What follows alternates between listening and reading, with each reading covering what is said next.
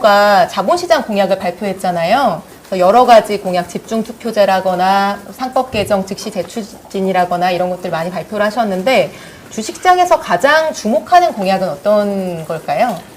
네, 뭐 저 개인 의견이기 때문에 반드시 이렇습니다라고 말하기는 조금 조심스럽습니다만 개인 주주분들과 대화하면서 느끼는 가장 반응이 뜨거운 정책은 자사주 완전 소각권입니다.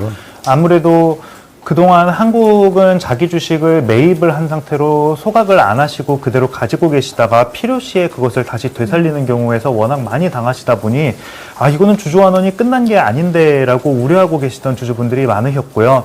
특히 이제 경영권 방어 목적으로 자사주를 계속 가지고 있다라고 생각되는 일부 기업들에서는 주주분들이 아 이거 잘하면 이 자사주 다 소각되고 우리 주식 엄청 날아가겠는데 이런 기대감 때문에 최근에 아주 반응이 뜨겁습니다. 네.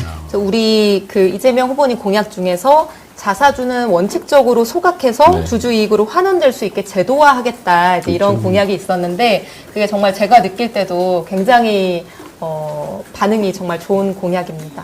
예, 그 주식 그 현장 그러니까 이 현장에서는 예외 없이 소각해야 된다. 지금 이 요구를 하잖아요. 근데 그건 약간의 예외들이 필요하다고 하대요.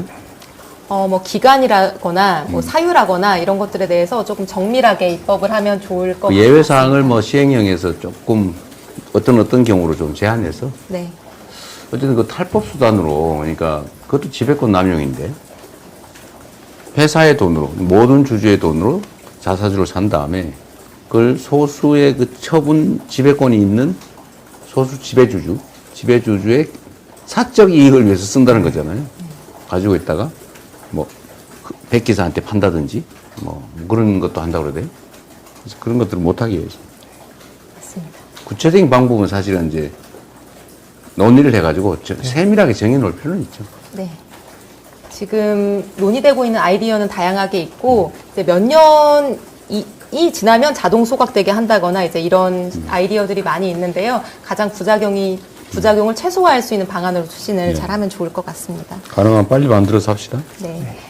소액주주 행동 플랫폼 이제 액트에서 많이 하고 있는 일들이 이제 소액주주분들의 의결권을 모아서 행사하는 거잖아요. 그런 과정에서도 굉장히 불투명하고 주주들이 존중받지 못하는 이런 일들이 많다고 들었어요. 예를 들면 어떤 일들이 있나요? 네. 저도 사실 이 회사에 들어오기 전에는 저는 기업 지배구조 분야를 공부하는 학자였는데요. 당시 뭐 집중투표, 물적분할 이런 것들에 대해서 공부를 많이 했었지만 정작 주총장의 현실에 대해서는 잘 몰랐었습니다. 근데 이 업체에 들어와서 지금 1년 남짓 일을 하고 한 그 기간 동안 30번 정도 주총을 다녀왔는데요. 작은 회사의 주총에서는 그런 큰 제도가 아니라 정말 기본적인 원칙조차 지켜지지 않고 있는 경우가 많더라고요.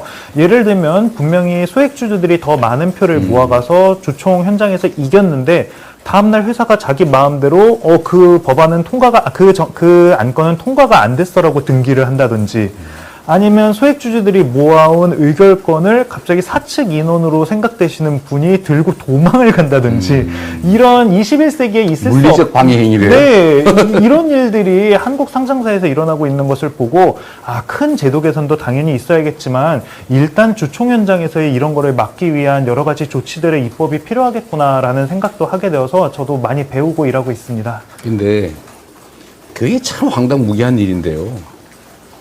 법을 안 지킨 거잖아요. 네, 법을 안 지키는 것을 법을 지키게 하는 법을 만드는 건 진짜 웃긴 거예요. 그렇죠. 지금 그러려는 거잖아요. 하도 안 지키니까. 네, 이거는 어떤 검찰총장, 법무부 장관, 대통령, 아니 행정당국이 앞으로 법을 어기는 행위에 대해서는 엄정하게 처벌해가지고 폐가망신 시키겠다. 이렇게 얘기하면 안 하죠. 예를 들면 서류를 갖고 도망을 갔다. 권리행사 방해지. 처벌할 수 있잖아요. 네. 뭐든 처벌해서. 예를 들면 의결을 분명히 A를 뽑는 의결을 했는데 B로 등기한다면서요. 네, 그런 경우가 많대요. 소송하라고. 위계에 의한 그거는 허위공문서 작성이지. 맞습니다. 네, 네. 허위공문. 그러니까 이거는 상식에 반하는 행위는 법에 어긋나는. 상식은 법이니까. 근데 그런 경우 처벌을 아주 세게 하면 돼요. 다 잡아 넣어가지고 손해배상 청구도 징벌배상하게 하고. 그래서 이런 짓을 법을 어겨서 돈을 벌겠다는 생각 꿈에도 못하게 해요. 네. 어느 나라가 법을 어겨서 돈을 버는 걸 허용을 합니까? 근데 그게 되는 나라가 우리나라예요.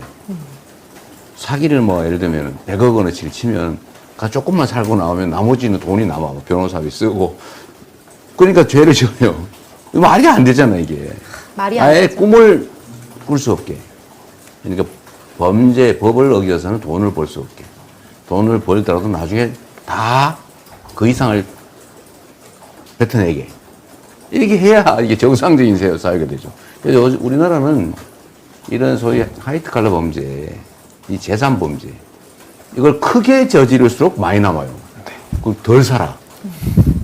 이거 말이 안 되잖아요, 이게. 말이 안 됩니다. 그래서 이런 건 딱 한마디로 정리할 수 있습니다.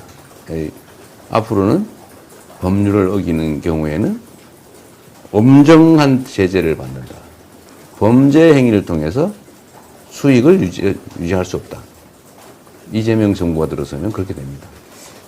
이재명 정부 하에서는 그래서 저 무서워한 사람한테.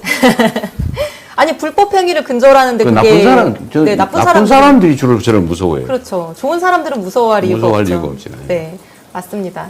이재명 정부에서는 자본시장의 불법 행위가 완전히 근절될 거라고 기대를 해봅니다. 그럼 이제 마무리할 시간이 다 돼가는데요. 벌써요? 네.